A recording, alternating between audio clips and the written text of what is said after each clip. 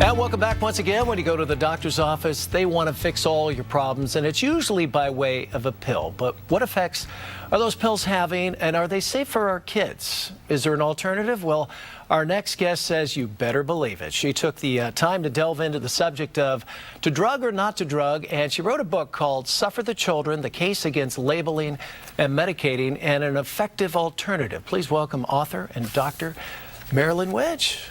Thank you for coming. Thank you. It's my pleasure. Well, I know you come from a therapist background, so right. You have seen just about anything and everything. Right. And was that your motivation? You saw all these youngsters and these people coming in that are just heavily medicated, and you're saying, why? Exactly. Well, you know, I've been a therapist for 22 years, and in the early 90s, I saw this epidemic of children coming into therapy already medicated, already taking psychiatric medication, usually at the recommendation of the school.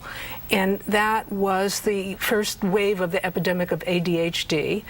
Now it's getting scarier. I'm seeing children coming in on Prozac, being diagnosed with depression.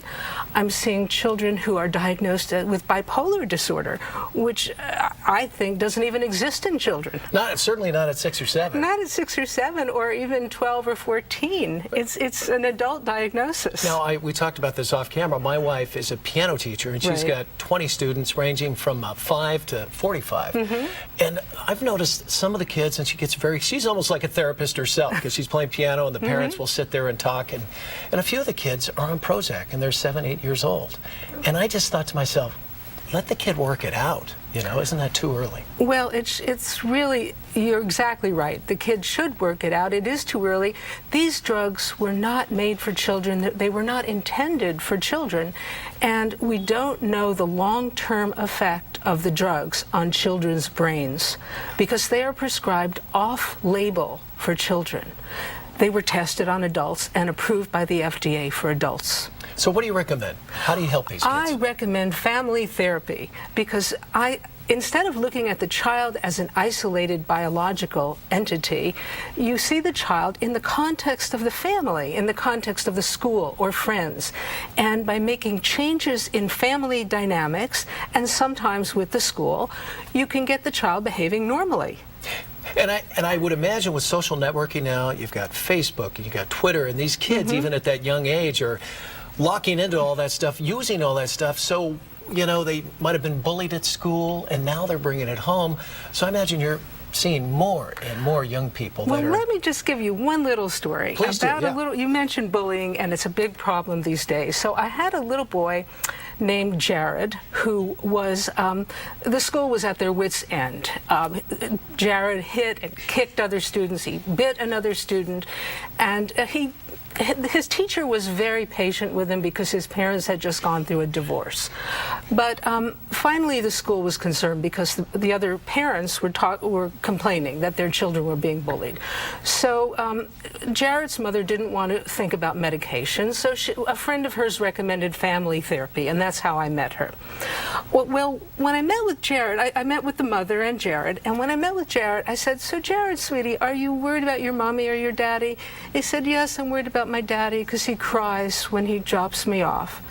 And I said, "Why is that?" And he said, "Well, because he wants to spend more time with me." Well, that opened it all up. The parents were involved in a fairly bitter divorce. Oh, I see. And the mother had most of the custody because of one incident in which the father had pushed Jared.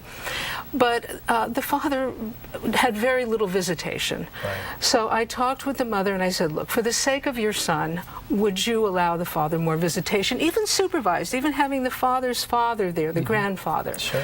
And so she said, "Well, okay, you need to talk to my ex-husband, but he won't come to therapy. He's very resistant." Well, I called him, and, you know, he was very happy to come to therapy for the sake of his child. Absolutely. And so I was able to modify the custody arrangement to get Jared spending more time with his father, going fishing with the grandfather, and the school problems disappeared. And this was after 4 sessions. And do you find that that's true? A little bit of therapy goes a long way? A little bit of family therapy. Exactly. If you can get warring parents to stop warring and to cooperate for the sake of their child, it's like magic. the child was no longer a bully. He started doing well at school. The art of communication with family. Exactly. Sitting down at dinner as a unit and working things out. So That's the bottom important line. these days with everyone going in different directions. Well, Doctor, we're out of time, but I wish you well with the book. Thank you, Frank. Very Thank nice. you so much. We appreciate it. Best of luck, as I mentioned, with that book. If you'd like more information, you can purchase the book online at MarilynWedgePhD.com. We're going to be back with a mentoring program that has changed the lives of millions of teens nationwide. So stay right there. You're watching Bay Sunday. We'll be right back.